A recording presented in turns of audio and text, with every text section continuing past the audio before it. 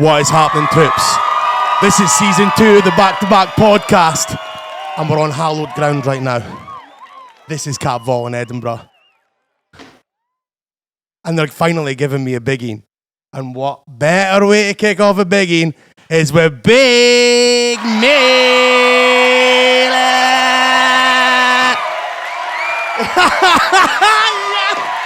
Oh, mate. What's up? What's happening? You alright? Yes, mate. Right. There's got to be beer cracked here before we get going. Get it cracked.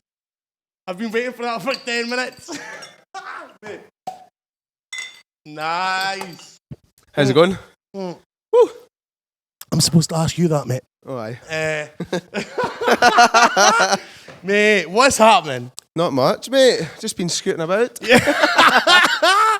Unreal. Mate, look. Fucking bit mental. So we've been trying to get this locked down for a wee while. I know we have. It's been a bit of a journey because obviously all the stuff that's. I'm not even going to mention the C word. I'm not even going to mention it. It's not even. No chance. That's the whole way through this. It's not even going to get mentioned. Okay. No way. But no way. Absolutely no way. But so we finally got it sorted. We got you in season 2. Here we go. Here we go. Let's go. Fucking mental. Back in Cap Vault as well. It's nice to be back. Someplace, isn't it? It's you were saying that it's like it's way smaller than you remember. I know like, it does, but that's because I'm always absolutely mad. Mate, me too. But I think it's bigger. I feel like I've got more space to maneuver. But right now I'm like, what the fuck? I know it does seem small. I think just when it's packed out, it just it seems bigger. But it's good to be back, man. Can't wait to get back in for a wee club date soon, man. Yeah, mate. Look, they're gonna come rolling in. Aye, hopefully they're gonna come rolling in. So look, I know the script. I know how you started off. I know all this stuff. It's not like it's not news to me. But let everybody know, right? Aye. Go right back. Let's take it back. Let's take it right back. Let's take it right back to the start. How did you get to Big Miz? How did we get to there? So I want to know what kicked off the interest in electronic music and producing and but DJing first and getting to that point. Well, all through school I was in bands and stuff like that. I played the drums in bands, so when I was like 15, 16, 17, I was in like pop punk bands, so I played the drums.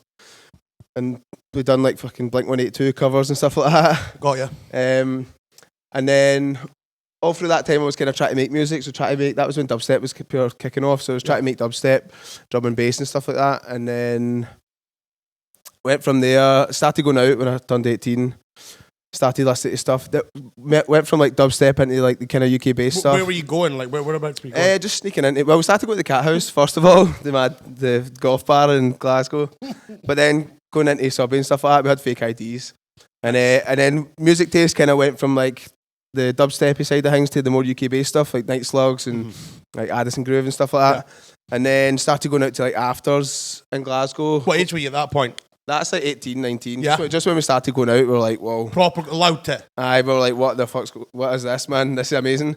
So going out to afters, staying out all night, and then going buying records and rub-a-dub, and then went from there into like kind of like Detroit techno, Chicago house and stuff like that, and then just I was like, oh, I like this stuff. I'm going to try and make this now. Yeah. And then started making. So you just like, because obviously you've done the drumming and that.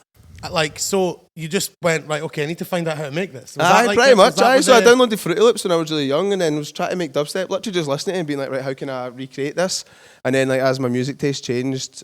That's pretty cool. That's pretty good. Like, and then as my music taste changed, the music I was trying to make changed, and then eventually started to try to make house and try to make techno and stuff like that. And then I went from there. I started off making music under the name Mirrors, and then all my pals shortened that to Miz. And then when I got my first record out, they were like, I was just like, I want a free fresh start, so I'll just use Big Miz. That's what people call me. And then so the Mirrors thing. How many like? So what type of stuff were you making when you were like under that pseudonym? Like it was like house music, but it was just like very shitely produced house music. Like mine. Aye, pretty much. Yeah, nice mate, nice. But I know it was just the same, but it just wasn't very good like sounding. I remember Ben, he used to be my old agent. Yeah. I remember he was like Joe's brother. Joe's brother. Aye. Yeah. He was one of the first guys to be playing out my music, and we went to what was the afters under the bridge again? The Priory or something, I think it was called. We went there and he played one of my tunes, one of my first ever tunes that I put on SoundCloud. He played it out and it honestly sounded terrible, man. He's like, I'm going to play your tune. I was like, oh, amazing. Played it through the speakers, like, don't play it again. And I was like, oh fuck, right, I need to get my head Wait, down. he played it though, so you must have thought like. I mean, But no, so it was this kind of similar sound, but it was just not very good, not very well produced, because I hadn't like learnt about stuff like compression and EQ and stuff like that. Yeah. But I just went from there, and then sending tunes to Kenny and Dan, and then from Dixon Avenue, basically. Aye. So I sent them Good Thing, my first ever record, and then they were just like, I was sending it out to loads of people, and then they were just like, is this for release? And I was like, no, and they were like, all right, we'll put it out, and then that came out, and it just happened at the exact same time that they had a wee boiler room in the subway. So and that's we're gonna get. Sorry, am I going too fast for you? Look, no, you're speeding through it. But do you know what? Right, I was gonna say it was definitely.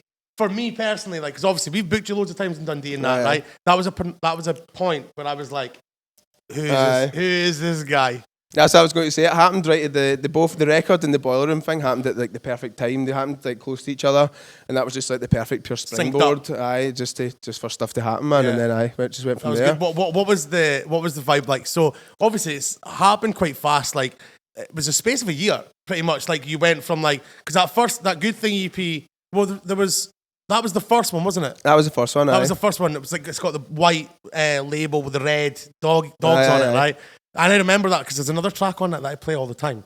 So that was like the first one, and that was like the kind of jumping off point. Yep. But over that next year, that was pretty mental. It was mad. It was like so. Me and my pals ran a club night in Glasgow for like 5 years called Offbeat, and throughout that full time. Whereabouts was that? In La Cheetah. Yeah. And throughout that full time, I was making music and just playing it out at the club night and like sending it out to loads of people. So I was kind of slowly building up like a wee catalogue of tunes. And then when I got that first release out, like I had loads of tunes sitting. So I was using Kenny and Dan as like quality control. I was just sending them loads of stuff, and they were like, "This is good. This is shite. This is good." And then so when that first record came out, it was good because I had tunes sitting that I could just batter out. So then done the bomb not long after that as well. Yeah. And then that was a big one. Like, that one kind of blew up like mad. Yeah. I remember I got sent that off somebody. I wasn't supposed to have it. I was before it kind of got like out, and I was like, I managed to get it off somebody that I know from Dundee, and I used to totally rinse that. It was mad. I'd go and do gigs, and like the BB guys they'd said they'd just been to festivals, and they were like, "That's the sound of our festival." It was like you couldn't go anywhere on the campsite without people singing it and playing it. I was like, "This is mental, man." That's mad, mate. Like let's go back to Offbeat. So what was the thinking behind because obviously you went from like you were starting to get into electronic music, like jump over a couple of years, and then like you kicked off Offbeat when you were like 19, 20? Basically we were going out 2 nights and we were getting into like techno and stuff and going into Rubber Dub and buying records. And Glasgow was mental at that time, by the way. Like when nights, like it was so mad, it was all over the place, and you had like there was loads of nights. It was like Vitamins, and then there was like Hector Dennis Salter used to do a night. When he was under the name Atlas. But there was loads of stuff happening. But we were going into Rubber Dub and buying records and learning how to mix in my pal Joe's bedroom. And then we were just like, how do we get to DJ in clubs? And then we just thought the best way to do it would be to try and start our own night, and then we could book people and then just warm up for them, man. So then we done that for like 5 years. We had some mental guests, man. Yeah, mate, I've looked back. They're pretty good. Like the first one we had Jackmaster and Bake, and Jack because he was DJing around loads and getting paid loads. Yeah. He was going to be home. He was just like, I'll just come and done it. I think he played for like £200, which was like mental at that time. That's unreal, mate. After the gig, we had like £600 each in our pockets. Is this what the music business is? Aye, this is class. Mate, that's unreal. No, he pretty much did the same for us. Like he played for us when he was like doing that Scottish tour, and it was he gave us a really good price for it. And it was like I was like, yeah, it was good. At that time, we were young. We were like, fuck, I can get used to this. He does not know what's going on here. What's going on? But yeah, no, it was good. No, it was pretty good. But that's how we booked Heidi afterwards, because we were like, well, we've got a bit. Yeah, exactly. Aye. So it helped us right out. But I know we were just like, let's start a night and book people, and then if we book people, that means that we can then warm up for them. That's the way we can kind of get into clubs. And then we've done that for like 5 years, and it was class. Aye.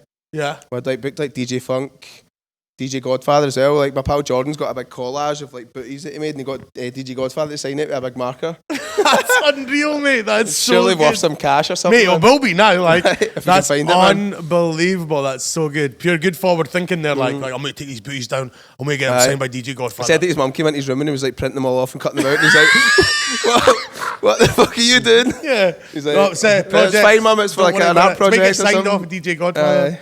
Yeah. Mate, I always think I'd like.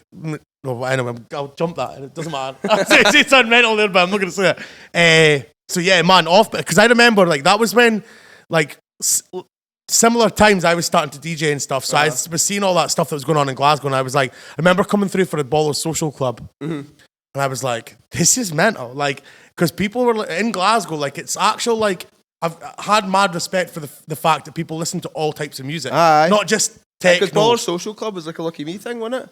So they had that. Yeah. So it was like Hudson Mohawk, like all that kind of tunes. Mental, like seeing Hudson Mohawk in the Ivy, and it was like, well, looking back now, I go, that was Hudson Mohawk, like, mad, isn't it? Which is mental. He was pure, and I remember he was wearing like a t-shirt, and it was like down to here. It was mad, right? He's a proper and I was legend, like, man. he's a total edge. And I was like, and at the time, I was like, like I think he's class. Like he's an unreal producer, buying all his records and that. And I was like, this is unbelievable. And then I remember you coming through that point. And I was like, holy, who's this guy? Yeah, like, there was loads of nights and loads of parties. Offbeat. I always remember hearing about Offbeat. There was loads of parties putting on like just like stuff in cool locations. There was Vitamins. There's Sean? Cheesy and Sean, they done a party in the Coo restaurant. I remember being in there. It was like... What, the one on the corner? The one at like Charing Cross, just across the motorway. Downstairs?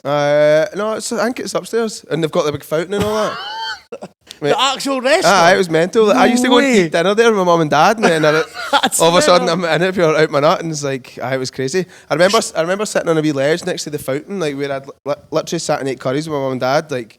Turned around and some guy just done a big front flip down the stairs. I was like, what is going on? This is mental. Honestly, Sean Murphy used to do visuals for my night, right? Years ago. He's a proper, like, lights legend, man. It was mental, right? And he would come back to the afters with us, and he would be doing, like, stuff on his laptop, like, to do with lights. Like, he would be doing it, and I was like, what to do? Sean on the lights. He's doing lights 24/7. Yeah, like, he's a proper genius at it, man. Mate, he was drawing pictures of Jackie Bird. like Paint, Microsoft Paint style drawings, right? Mate, I've got some of the visuals saved actually on my laptop, right? But he was doing like live drawings and then putting them up and then using them as visuals, and I was like, this guy's unbelievable. He's one of those guys that just pure makes a scene, man. Like, grafting away behind the scenes. Like, we done, me and my mates kind of started Checkmate and done that for a bit. That was like an after party in Glasgow, and Sean was involved, and he was just honestly, whereabouts was that? Was it like it was like Southside? Southside. So see, it was where the kind of the original unit after party was, but just kind of along a wee bit on the corner. It was like a big red building.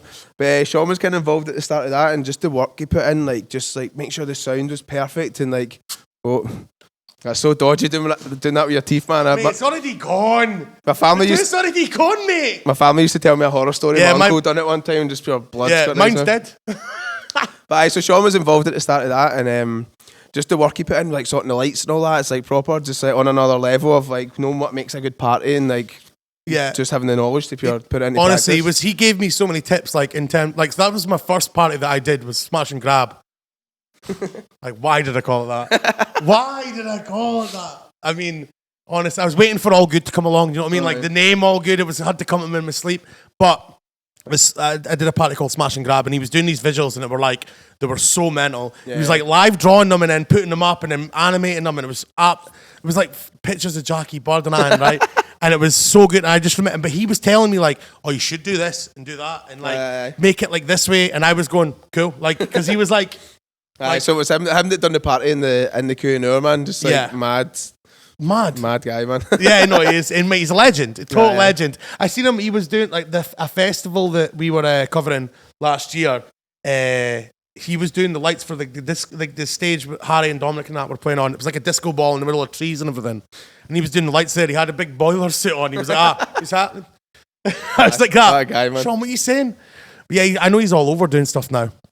Anyway, so that was around that time where like he was doing the Vitamin stuff, and then the Baller Social Club, and then there was just so many different nights. Yeah, and Hector, Dennis. That was before the Arches closed as well. Hector done a night called Wake with like his pal Kenny White when he was under the name Atlas. But there was just so much good stuff happening at that point in time, and then done that for a while, and then obviously my own kind of solo stuff kicked off, and then my two pals that done Offbeat with us, they kind of fell away from it.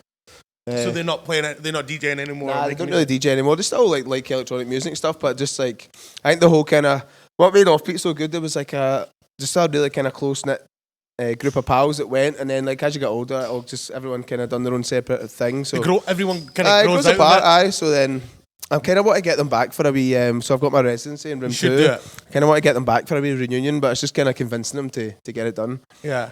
It's cool that it's come full circle with like Good Thing being the first track and then it's now the name of the night. Aye, well, when that you was the did that, thinking when you behind put it up, I was like, that's a good shout. That's nice. Aye. But it's good, mate. You should do something like that, do an offbeat thing. Because honestly, like back then, I mean, a lot of the people that like I know now that are like obviously younger, they didn't know, but like, that was a big thing back in the It was day, great. mate. Honestly, Joe McGee, one of the guys that run it, he's like one of the best DJs that I know, man. See, when we were all just like spending our money on getting on it and all that, he was like, he was just like grafting away and then just spending all his money on records. Like his record collection's insane, man. Yeah. He moved house like not long ago, and we had to help him carry all his records up the stairs. Siphon a couple.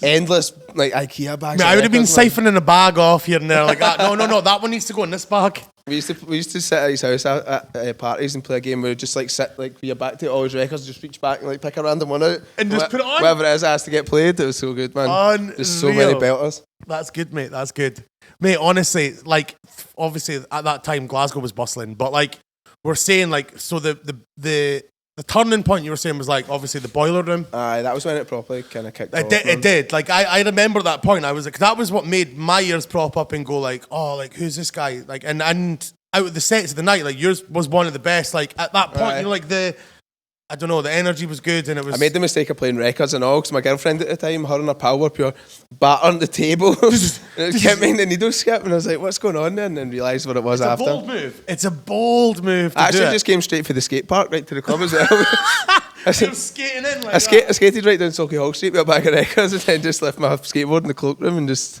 Aye, no, it was good, man. What were the nerves like that night when? Like, so when you, obviously, that's quite, like, even back then, we used to watch the Boiler Room on a Wednesday night. Mm-hmm. Me and my pal Sean, and we'd go to his mum and dad's house and we'd sit and watch the Boiler Room and it was like, always like, that was when like dubstep and stuff was big, but that was a massive deal. Glasgow having it was mad, man. That was like the first one, I think, in Glasgow, in like a proper club. I know it was scary, see, because up until that point I'd just been DJing like back to back with the Offbeat guys, and then we'd kind of stopped the club night just a little bit before that, so I hadn't really DJed for a while and not really DJed on my own that much, and then that was mental, man, crazy. One of the Kenny and Dan's pal, I can't remember his name, starts with an S, but I don't know, he was like MCing on the night and he was just like pure whipping everyone up, like just pure shouting down the mic, and I was like, oh, this is mental. Yeah. But I turned it alright, man. Mate, it was unreal. Like, the vibe looked unbelievable. We were like, that's what kind of pushed me on to do our parties. Because I was like, that looks class. I want to get involved in that. Yeah. But not that one. I want my own one. Aye. But it was totally like that. It was like, and it did. And I think that you've got to understand as well, looking back, you've got to see that probably caused a stir in a lot of people across Scotland. Aye. Because, like, putting the spotlight on Scotland like that. But Glasgow. Aye, totally, man. Like, it probably inspired a lot of people, like, you know, to start making music, and it's becoming more accessible to do it, like you said. So yeah, it was a big deal at the time. It was good. I feel lucky to be given the opportunity to get involved in it, because it was literally just because I just had that record out. Like, if I didn't have that, like, there's no way I would have been on that lineup. Like Hector and stuff, they would have been on it, but everything just kind of slotted into place, and they were like, There's a spot on this. Do you want to do it? And I was like, I don't know. And then it's like, fuck it, let's just go for it. Were you like trepidatious at the start? But obviously I was going to say aye and do it, but I was a bit nervous. It was mad.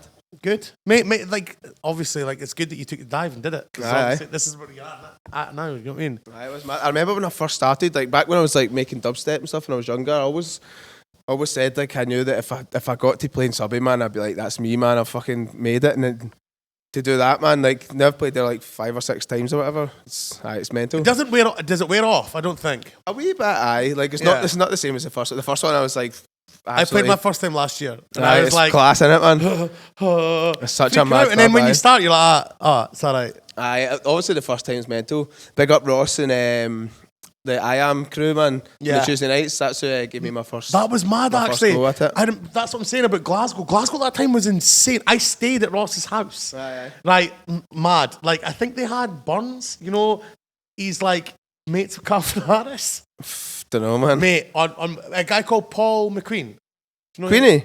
I think so. He's got a big beard and long hair. Aye. He's like tour manager for like Diplo and stuff. Oh no, I think a totally different guy. There's a guy anyway. This guy Paul McQueen, and he ran a night, And yeah, so that was my first introduction to all that. Aye, big up the I Am crew, man. They gave me my first subby gig. Yeah. Legends. Mate, they were honestly, like, what was it, Tuesday night? Tuesdays, aye. Like, we were saying that before. Like, doing a midweek in Scotland's obviously unheard of. So Aye, Tuesdays in here, what's that? Hector's house? Hector's, mate, that's it. That's the next one you'll be playing here. Aye. Yeah. Well, that's it. You plugged it now. So Let's do it, man. But mate, so like I was saying before, so you obviously, the Boiler Room was like obviously a massive turning point.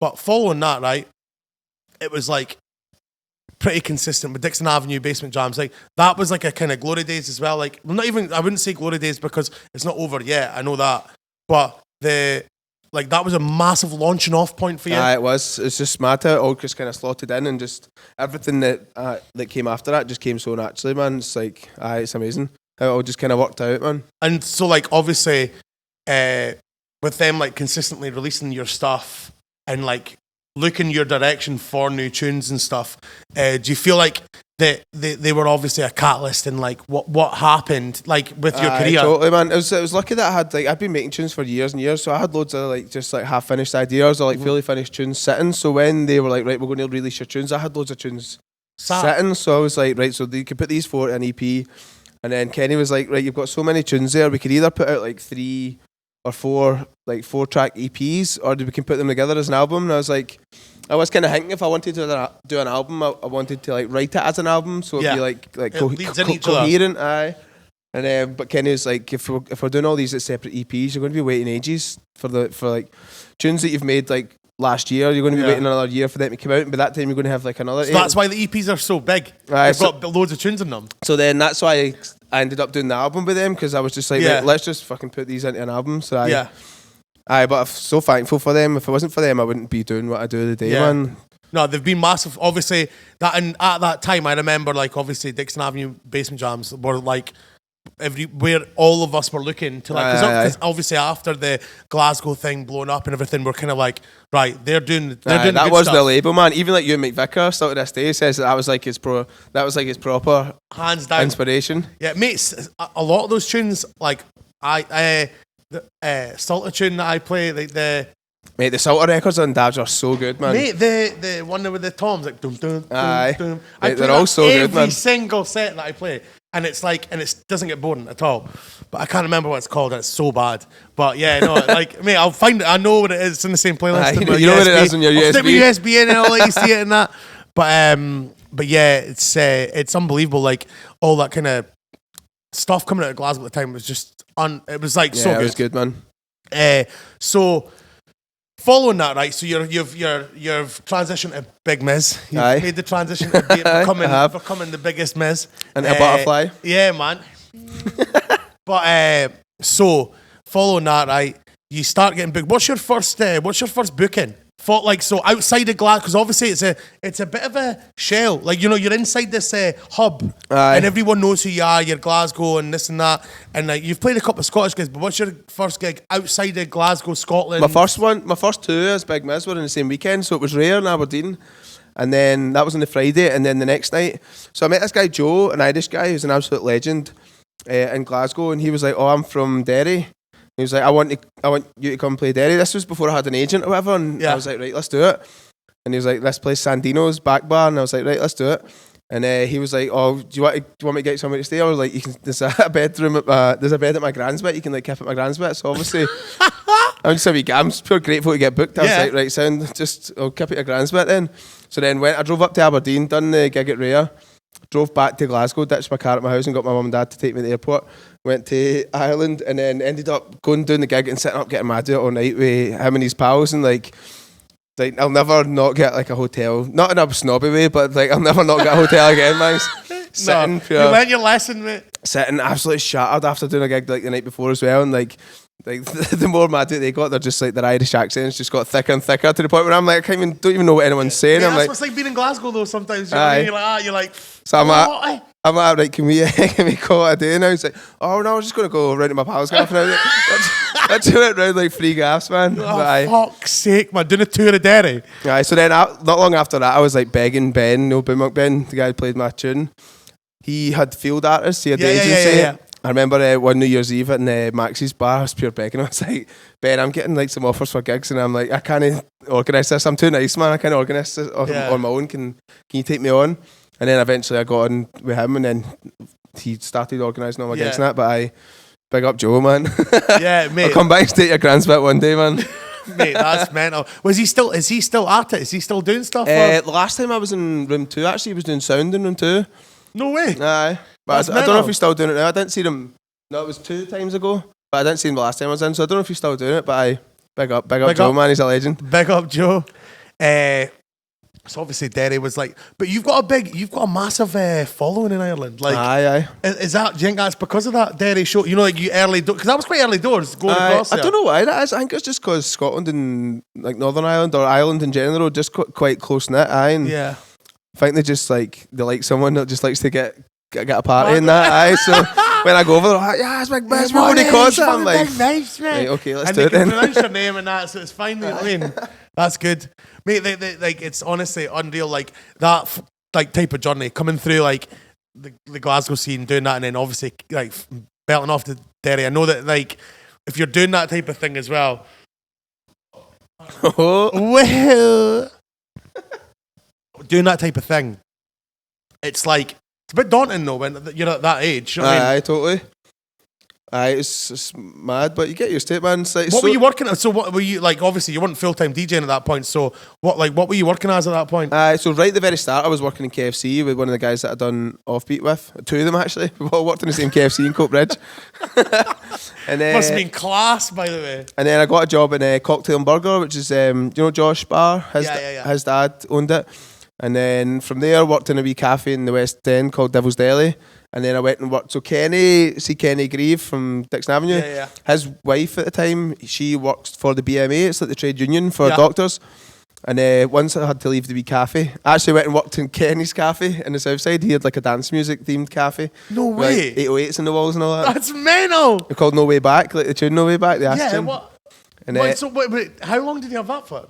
I don't know, like 2 years or something. That's pretty mental, It was good. They had sandwiches for like the jizza and all that, like Wu-Tang sandwiches and all that. That's unbelievable. And I had like drum kits and 808s and shit in the wall. Unreal. So I worked in there with him and then ended up having to leave there.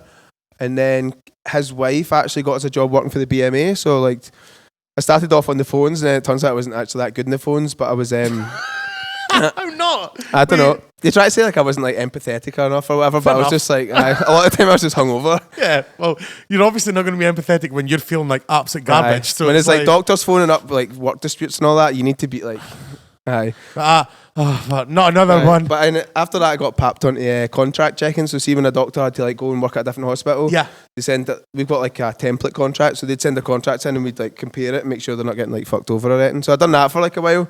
Yeah, and then. Eventually I started getting like, when that was like before it kind of fully started blowing up, and then when it started blowing up I was getting like offers for like midweek gigs. So then I went from full time down to part time. Yeah. And then eventually I was just like, listen, I'm getting offers for gigs and like I could make like just under what I'm getting here. And it makes sense for me just to patch it. But I did enjoy that job. I liked see, because I didn't speak to anyone on the phones and that, I just went in and I had like a set amount of contracts to do, just get the headphones in, bash through them, bang out. Like, that's it. I quite liked it, but I'm so grateful to be able to just do that shit and do the music stuff full time. That, like I was saying, it's like that journey, like, you know, like going from like working like your jobs to make money so you can DJ like that. So I mean, essentially that's why you're working that job, is so you can go out every weekend and DJ and do whatever you want to do because you love it. It's a massive step, like to make, like it was crazy, man. At that point, so do you know what I'm gonna say? What? I'm gonna go for a piss, mate. I need to do a pee so badly, right? But do you know what? I know that Lewis has got the best editing techniques in the whole planet. I need to go for a piss. Right, shall I snap my fingers and we'll just be back? 2, 1. Oh, holy fuck. That was that's the best piss I've ever had in my life. Honestly. Right. Where were we? So we're speaking about come through Glasgow. You've played Derry, right? That's your first like international gig. Yeah. You're like, oh yeah, I've played international DJ. Aberdeen and Derry, that was the first weekend. Aberdeen and Derry, like, I mean, that's a good combo. So Roddy booked you for Rare, pretty early on. That was the first one, That's cool. That's like, I mean, obviously, Rare's got you've been there, obviously. That's my favourite. After Glasgow, that's the best part in Scotland, man. Yeah. Up in Aberdeen, it's just mental. I think I've done it like 5 or 6 times now, man. Yeah. Every time it's just nuts. That last time was good. Last time was that good. Was a good one, mate. Was that not on your shoulders at one point? And, like, Nairn had I had the box in my head. It's like that. That sounds class, but it was class. Trust me. But that was a random one because you sent me a photo going through Arbroath, like of the Arbroath thing. We were sitting in the pub before, and you were like, "I don't know whether this should come through or not." And I was like, "Come through now." I was at my mum's wedding anniversary. Aye, you'll have fuck this Big Miz. I went, nah. Big Miz is playing Aberdeen. I'm fucking bailing, mum. This is shite. And she was like, all right. Aye, class. So I came up. That was a good night. That was a banging night. Hands down, I agree with you. Like, see what like Rory's done up in Aberdeen. Like, we're it's insane, isn't it? Aye, it's amazing. That's another midweek one. Thursday night. It's like, aye. Pretty much. Well, you did a Saturday. I done Saturday. They do Thursdays and Saturdays. I think they do more kind of resident stuff on the week nights, don't they? And then when we do the Thursday ones, they're always chocker. Like, they do the Saturday like once a month, and then they do every Thursday. I think now he's just doing them like every couple of weeks. Is it? Aye, class, man. Big up Rory, man. Big up Rory Masson. Rory the Tory. Rory the Tory. He's going to go fucking mental. He's going to go mental. It wasn't me that coined that. It was Scott. 100% was. 100% was. But yeah, so obviously you like played Ireland and we're quite akin, like obviously Scottish and Irish. Aye. We're all freedom fighters. We're fucking like, do you know what I mean? We love I play Irish Rebel tunes and that on my Instagram. That, so there's like half of Northern Ireland in the full Republic. I'm just like, yes, get him over here now. Yeah, let's go. But following all that stuff, so you were obviously grafting on your production at that point, right? Aye. So like what was the next step after that? So you've obviously got your first like international booking, right? It's like Ireland, well, Northern Ireland. Was it Belfast? Can't remember what we said. Derry, sorry. So Derry, sorry. But so like following that, like what was the next kind of transition to like when you were going? What was the next step for you into being like, right? This is actual. This is getting kind of to a point where I'm like, this is actual kicking off a little bit. Because I think it was when I ditched my job. I was like, didn't really sink in at the start, but then. You have an agency, so you had Ben looking after so after the Derry thing, when I was like, didn't have a gaff to sleep in, I was like, I need an agent, man, because I'm just going to like, people are like, do you want to come play for fuck all and sleep on the street? I'm like, aye, let's do it. So then after that, I remember begging Ben one time at Max's New Year's Eve. I was like, mate, Ben, I'm getting like offers. I got an offer for a gig in Italy and Genoa, and I was like, I need your Were they just going through? What are they going through? Like? They just messaged me on Instagram stuff like, do you want to come over and play? And then they were like firing me dates. And you're having to hold yourself back, going, yeah, no problem, I'll do it for free. They were firing me dates, and then so I was saying aye, obviously, and then I was like speaking to other people, like Hector gave me some good advice and stuff, and then. I was like, what was he doing at the time? Like, what was he? So I always kind of felt like Hector was like a year or two before me. So like with the releases in Dixon Avenue. It's weird because I feel like it was opposite. And the gigs that he was playing, no, he kind of blew up before me. I know, but like it's so weird because like he blew up in a different way. Yeah. Do you know what I mean? Like I feel like it was like that because obviously like I knew who he was and I knew who you were. Yeah. But like I felt like it was kind of like you were doing different things, like almost. He got the first release in Dixon Avenue, and I was remember thinking, "Fuck, that's what I want to do." And then like a year later, I got one, and then just like the clubs that he was playing in, he was doing like this like certain like club circuits down like England and stuff like that. And then I was doing them like the same kind of clubs a year later. So I always felt like I was kind of he was like a good person to speak to for like advice and stuff. But then so I was just talking to him about doing bookings and all that, and he had an agent, and he was like, "Oh, my agent sorts that, my agent sorts that." So I was like, "Fuck, I need to get someone to like do this. I need to get someone to like sort at the hotel or whatever." And then I was like begging Ben one time in Max's. I was like, please take me on. And then he emailed me like a couple of days later. I was like, right, let's do it. What have you got? And I sent him all my stuff, and he like sorted that. And then they like getting gigs. That's like, a walk-on job for an agent. If they've already got gigs, I know. Like that, I'm like, here's all the bits. Just like, you do all the emailing, man. All you've got to do is say the words, sing the words, do the dance. But it was good. Ben was so good. So he helped us like organise like gigs in Italy and stuff like that, which was absolutely mental. Aye. Yeah. So obviously since then you've oh yeah. No, mate, do you know what? Get some beers in? No, mate, I fucking finish this off first. All right, son. You can fucking wait there. Wait a minute. That sounds empty to me. Oh. I mean, a couple of babies, but Garçon. Crack it open then, fuck's sake. Fucking taking his time. Who's this cunt? He can't do it with a lighter. Thank you He very can't much. do it with a lighter. Cheers. Cheers, John. Cheers, baby. So yeah. So where am I? Do you know what? We've gone completely off kilter. It's not even the plan is the plan's gone absolutely to pot. But so we were speaking about obviously you're playing. You started playing international shows. Yeah, as soon as I started having Ben sorting gigs for me, they kind of started coming in. Because you've played all over, like, they started coming in fast, man. It's mental, like, looking at, like, so 2019, that's the last bit. I went back to 2019, your little tour schedule, right? Aye. Little, mate, it's fucking huge. Aye, it was mad. It was Budapest, fucking Budapest. Aye, it was mad. See, when I started, like, getting, it was that Pointless Illustration guy to do maybe tours, things, when, like, seeing them all in a list like that, you're like, oh, this is mental. This is, like, what you see other people doing. I'm like, fucking, I'm doing it, man. This is mental. Mate, it's honestly, it's insane. Like, the actual, like, range you've covered, like, in terms of, like, places. Aye, it's mental, man. But that's good. Like, so it's, like, obviously a sign that your music's getting to the right places.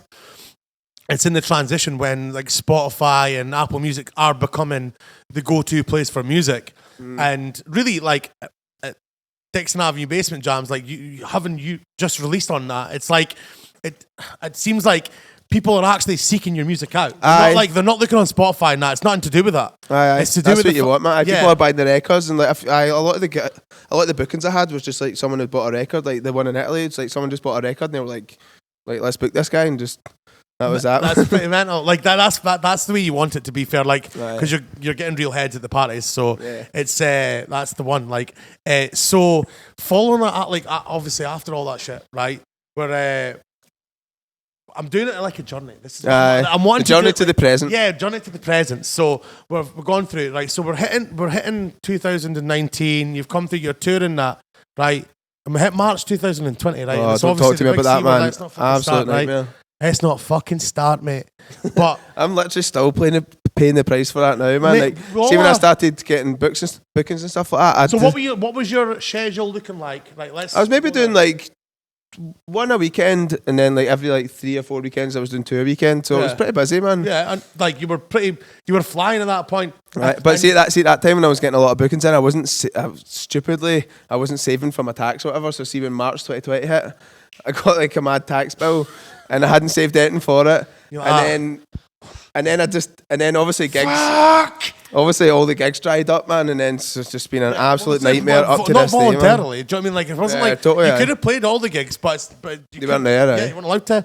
But like, it's so just you been hit, such a nightmare, man. Because I was like, I've done my research and I looked online and like you'd announced a lot of stuff that for that year. Like, I know, man. Because by that point, that February, March time, everyone's announcing festivals, and that was kind of the first year where I was going to start doing like some good festivals. Like the year before, I'd done like Lost Village and stuff, but that was kind of the only kind of big one I'd done. But then that year, like Ben was like had like loads of good stuff in the works, and then it just all obviously went tits up. Away. So do you feel? So obviously, let's skip through the last 2 years and let's. I know, but like, do you feel like you used the past 2 years to your advantage? Do you feel like? Definitely. I totally just got in the zone with making music, and listen. So Annie Mac's show on Radio 1 was really good. She done like the lockdown. I can't remember what it's called. It's like lockdown bangers. Yeah. But I remember at the start she sent an email out, and I don't know how I ended up in this email chain, but luckily I did. And she was like, if it was like all these mad artists, I'm like stealing his email, exactly. That's I'd be fucking chucking them right in the bag like that. I've got Ricardo Villalobos is straight in there. But so it was like her and her producer, and she was like, if anyone's making lockdown things, we're going to do a new segment. It's like lockdown bangers, or whatever. So I was just sitting making hundreds of tunes in my house, thinking, yes, this is going to get on lockdown bangers. Yeah. And that was like that was your goal. I was like a good inspiration for like all throughout lockdown, but not recently, but like the kind of first year of lockdown.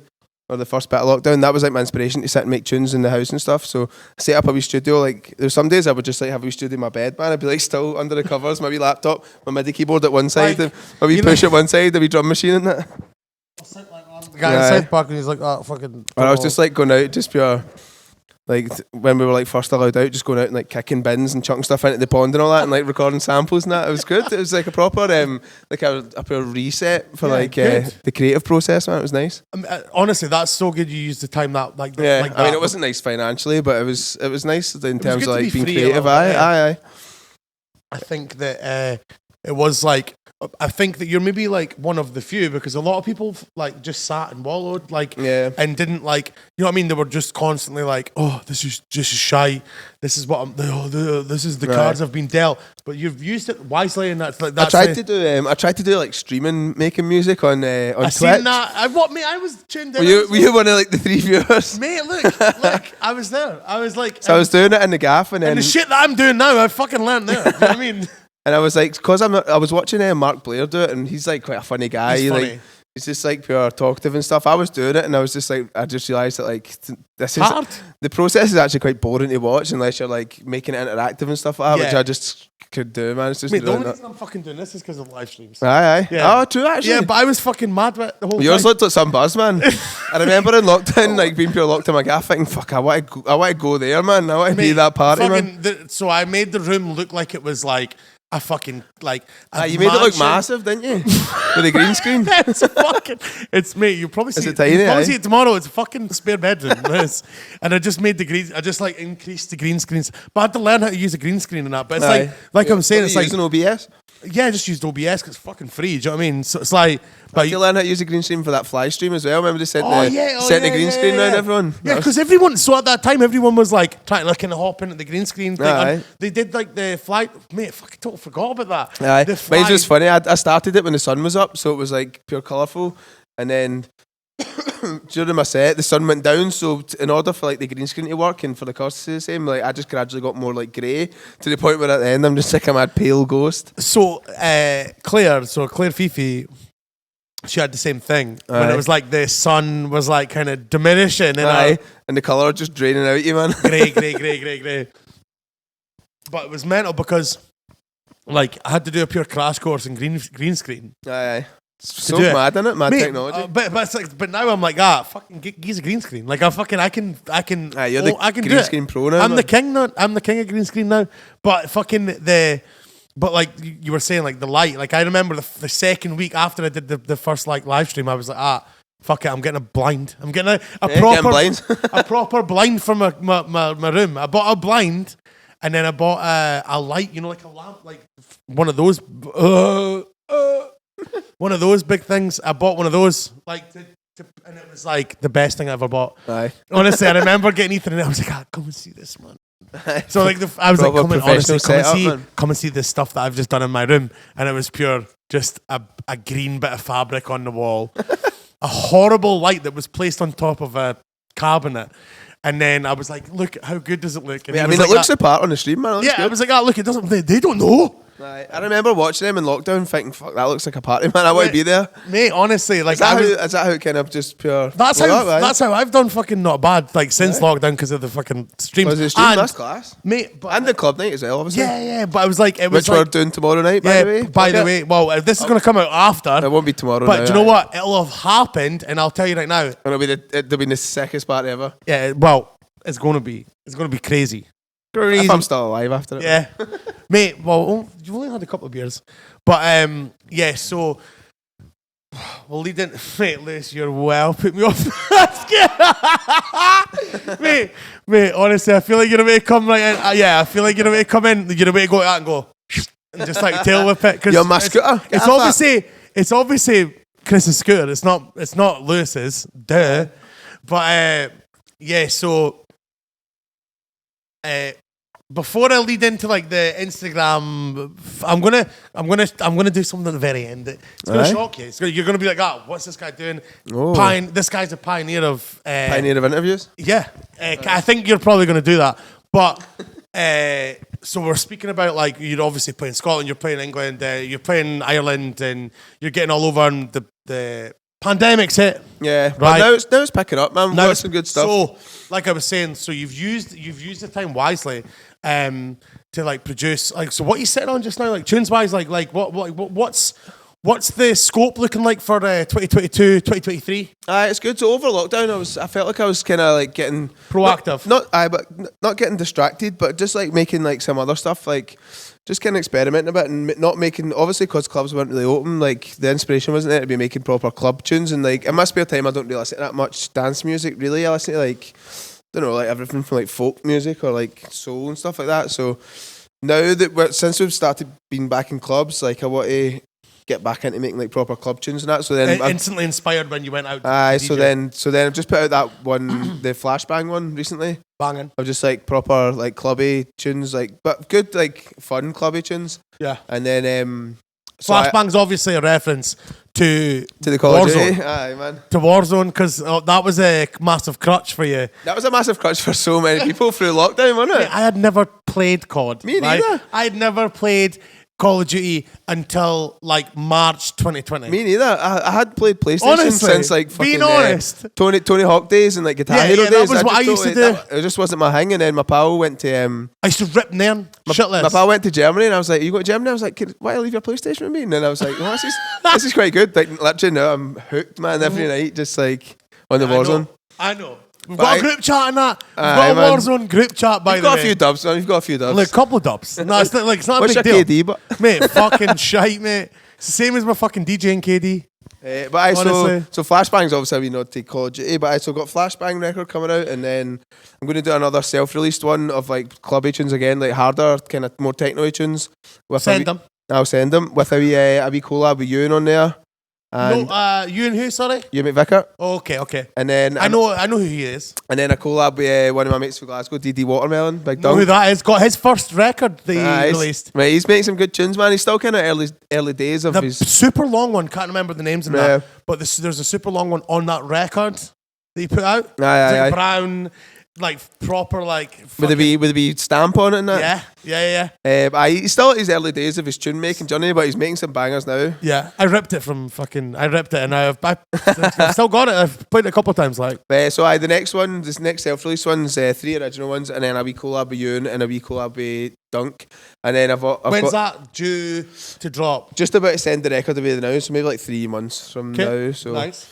And then next up, I've got that Fool's Mate one on House Music. Yeah. Which is, it's not really kind of clubby, but it's more kind of melodic housey. Yeah. So I've got them coming out, and then hopefully next year I want to kind of start doing an album, like do it like actually properly, like write it as an album, like as like a coherent, pure start to finish thing. Chemical Brothers type. Yeah. Instead of just like whacking like just tunes I made years ago will together. You thread it through like each other? Like will you thread the next like almost like a live set type? No, I just mean like the tunes will work well together, so it's not just thrown together. Like I love that. So I was like listening to the chems on the way up here, right? And I was like going, how it kind of blends in. Yeah, like so, you get that like you know when it comes in, and you're going, fuck, there's another tune coming in here. That gets me, honestly. That's maybe because my heady days have been like a pure like justice, fucking, like liking all that shit, and like or Daft Punk even, like like how they made the live album. But I would love somebody nowadays that's got the ability to do that. Do that now. To do it so it's like one continuous kind of mix. Maybe I'll do it, man. Fuck it. Or even like, even if the album doesn't come out like that, make a mixtape that does that. Aye. Because I bet you're like clued up enough on hardware now that you could probably. Well, you just do it like a. Would you not want to do? You just do it like a 8 or 9 track kind of mix, and then just like kind of slice it. Yeah. Would you not be up for like playing live? Well, I've already done a live set. That's a good story actually. Sorry, I just need to fix my trousers here. You're riding right up my ankles. So I done one live set back in the day. See, the unit, not the unit, actually, the Printworks after party in Glasgow. You know Lunacy that do the skins, the foldable magnetic skins, which are pretty genius skins, aren't they? I don't smoke, man, but and they've got the little tray. Aye, how class? I don't know, but how do I know about that? Because obviously I'm. Clean cut and that. Right, but so they had the tray. They done afters, like Printworks afters, and I done like a live set in there, and I made like all the music just specifically for that live set, and it got recorded. I've got the recorder on my laptop, and then just never used any of the stuff you again made, for specific tunes for the live set. Right, so what I done was any like the bomb. No, this was like pre the bomb. Okay. So do you know? See on the first record, Good Thing, the 4th track on it's called Works Live Jam. Yeah. That's like that's just a snippet from the live set. But no, so I made like a channel with like different kick drums, a channel with all different hi-hats, a channel with like different a cappella loops, one with different bass lines, and then I got like a wee launch pad. See before like the push, like, it was like a wee mini version. You got the push now? I've got a push now, so good in it. It's banging, mate. But so I used to be launch pad just to like trigger them, and then I had like the wee Volca drum machines as well. Yeah. So and you were rinsing them in with the mixer? It was all synced up like a wee MIDI thing. Banging. But so I done a one-off live set, and I've got the recording on my laptop, which I love to go back and listen to it and just be like, it was like a wee snapshot from pure that moment in time. Yeah. And then I've just never used any of the stuff since. But I would quite like to get back into the real live set. See, seeing like Bicep and like the stuff that they're doing, it's like unreal, innit? So pure inspirational, man. Even but like I was saying before, like obviously the when the people were doing that kind of live set type thing before, it was like that electro house type thing. Honestly, like it would be so cool to see somebody do that now. I think I think you're the person that could maybe do that. I'd like to. We booked a few people for Offbeat. John Heckle being one. Yeah. Who'd done that amazing live sets. He had like a 707. He was like just making patterns on the fly and doing it all. And we were all like... And do you know what's mental? Because when you're like, and it's because you've not heard it before, but then you've heard something like kind of like it, and you're it's unreal, mate. I'd quite like to do something like that in future, but next year, hopefully... start a wee, or this year, end of this year for next year, like do a wee album and then keep putting out. I kind of want to like counter the kind of clubby tunes with more. It's hard balance, isn't it? Yeah, with more like, because I like to make everything, man. With more like kind of commercially tunes. I've just made a tune recently that's it's like kind of Jamie XXy sounding with like kind of steel drums and stuff. And then I got a girl called. I basically put a video on my Instagram saying, "Does anyone want to do vocals for this?" And a girl called Theo Bleak. She's like a singer. Who that is. Yeah, she's on like the same management as Joseph and stuff like that. Yeah. She messaged me and she was like, "I'd love to write you." From Dundee, isn't it? I think so. Yeah. She messaged me saying I'd love to write vocals for it. So she's just written like vocals and harmonies and like she's done like a verse in the middle and all that and sent me it over recently. She sent me it recently and I was like so buzzing. I put it on the tune and I was like, yes, this is going to be a belter. So I'm going to after the next like clubby one I'm putting out my own label, I'm going to do that as like a wee digital single and hopefully get somebody good to do a wee remix of it as well. So have you got your own label right now that you're kind of like putting your own stuff out on? So I've you need to put it out on a label, but I've not actually started a label with like a pure brand image or whatever. So it's like Miz Records. That's what the catalogue number is. Is it in the but it's like self-released. So the first one I just paid out my own pocket to get it pressed, and I've got them all in my house. And then if anyone orders it on Bandcamp, I just like I'll write the label and just go to the post office. And that is post DIY. It. That's proper DIY. Proper DIY. Aye. Doing it your fucking self. And if it's somebody I know, I'll slip a few stickers in, man. Yeah, there you go. But mate, and the same with the t-shirts and all, man. Yeah, I've got one. Mate, I've got one, mate. Got a double XL. No problem, mate. I think you're the only person that's got one actually, because the guys that have helped me with them and just printing them. They're not gone out yet. Aye, the guys don't posted them, so you're like the only person that's got one. Get up, me! Fucking get up, me! But yeah, no, I was wearing it tonight and I thought, do you know who told me? My son, Ruben. What, get that off? He went, don't wear that. What age is he? He's like 8? He's 8, and he was like that. You're a redneck. He's like that. I was like, I'm going to interview the guy. See that t-shirt there, man? I was like, I'm going to interview that guy tomorrow. And he was like that. Were you wearing that tomorrow? And I was like, yeah. And he was like, don't wear that. I was like, that, fair enough, mate. If you're like, cool. Chucked it in the fucking washing pile, mate. That's funny, man. Honestly, so funny. But anyway, right? So I've been putting those records out on my own label. Yeah. Aye. Mate, that's good though. I know that the script with Spotify and that now, an Apple Music thing. It's a bit of a swindle because you've kind of got a. Mate, Bandcamp's the one, man. Totally. It's so good. See, during lockdown, you know the Fridays, the Bandcamp Fridays. See, before like putting out music, you have to like. You have to like get a PRS account and then like claim all the shit in PRS. See, Bandcamp, it's so good. It's literally just like you put a tune on Bandcamp, people buy it. Bandcamp take the wee cut and it goes straight into your bank like that. I mean, day, that's man. the way it should be. How class is that? Like, I mean, and then even on the Bandcamp Fridays, they don't even take a cut. That just like is damage. It just goes straight into your like. I didn't like. Obviously, I kind of knew you should be making money off your music and stuff, but like up until now, I'd never really made any money off my music. They'd all been through like doing gigs and stuff. So now it's like it's mad. Like every week I'll get like a wee 20 quid into my bank from Bandcamp. It's like it's amazing, man. It's nice. Yeah, me, I've fucking got tunes out and I get money off, and I'm like, in PayPal, and I'm like, what? It's so good. That's the way it should be, man. Like fuck all these pure mad like publishing companies or like the royalties companies all like they take you need to the pay piss. them to fucking get your money. Yeah. Like it should just Which come. is so funny because it's like obviously the shifts happen now where people have got it in their own hands now and you can like do Bandcamp so and all good, that man. shit. And it's like and through like you could do like even like through SoundCloud you can like release onto like Spotify and everything, that repost or whatever. And it's like that even just giving that kind of control to like artists is fucking mental. Like it's well so good, man. insane. But like, It's like, why should you be paying like PRS to then collect money for you? It's Can like you they please- came up to me one time at a festival and they were like, "Can you write down your set?" No, obviously I couldn't really remember tunes I played. I just literally wrote down every single one of my own tunes that I could remember. what? Gave her the woman the sheet and she just looked at me like, "What is this?" Yeah, and you're like, I don't know. That's what I played. Yeah, I know. That's what I played. So fucking take it or leave it. Aye. But yeah, no, it's a bit of a swindle. Like, but it's changing, and it's good to see that it's changing. And I think that 2 years, you know, everyone's sat in their arse. I think that's really wait, changing. Bandcamp smashed it. See with the Bandcamp Fridays thing, like, that must have got so much traffic going towards Bandcamp. It's still like I mean, And now, it's still going. it's still going to do Bandcamp once a month, end of the month. Aye, Like, first 'cause I Friday know- of the month. Aye. Yeah, like it's which is like fucking Yeah, it's total amazing, genius man. idea. But like obviously them doing that and they nailed it by launching that during lockdown when people are sitting in their arse. Aye. I was reading a thing the other day actually on Twitter when a guy was like saying like how to take control of your own music management instead of Spotify and stuff like that, and he was like given like using like Plex. You know, Plex is like a thing you can stream music to like different devices. The guy's using Bandcamp, downloading the tunes using Bandcamp, storing it on an external device, and then using Plex to stream it to his phone from his laptop.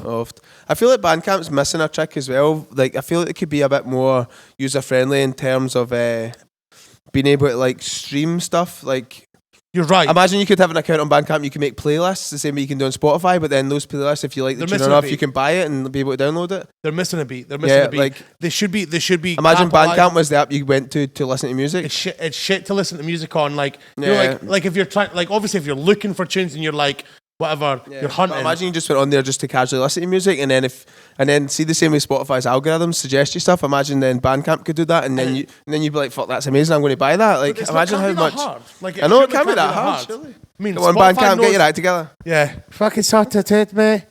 But yeah, so look, we're fucking digressed, mate. We're just chatting shit, mate. We're going down all sorts of avenues Yeah, here, I man. know. But anyway, right. So look, we're going to move into territory. I've got something to show you. Right, okay. So what I'm going to do, right? Keep us PG. It's PG. It's PG. It's PG. Well, it's PG, right? But so basically, I found a couple of photos off your Instagram, right? Oh no, here we go. Right? No, they're not bad. Nah, they're not that bad, right? I done a call actually not long ago. Deleted all the dodgy ones off. Right? I know. Oh, are they? Aye, what up there? Oh. Right, okay, let's do it. Right, okay, so basically, right, I've got the screenshots here, right, to prove it. Prove it. Fucking prove it, mate. Right, so I want you to speak about this, right? This is, and wait a minute. Uh huh. I want you to tell me about, not that one, that's my mum. That one. Oh, me and the big man. Yeah. That's when I supported Fatboy Slim at Hydro, man. That was so class, How man. the fuck is, what happened there? I don't know how that happened. It was Scott Patterson, my manager. Just he was just like Fatboy Slim. I think he was doing a tour and he wanted in every city. He wanted kind of someone like up and coming from that city to That's do cool. the gig. And then I don't know. It was just like my manager Scott. It was just like, I've got this offering to do Fatboy Slim at Hydro. Do you want to do it? And I was like, obviously. Why shouldn't even need to ask me, man? Mate. Nah, that was mad. That was so. So it's like the setup, like, so it's in the Hydro. Alright, well, it was mad. So he had like the 360-degree stage. And I I thought, seen it looked absolutely yeah, it was mental. mental. But I thought I was going to be on the same kind of side that he was on, kind of facing. So it wasn't right directly in the middle. It was kind of to the side. Yeah. So I went up and so they had like two setups. They had his here and then mine.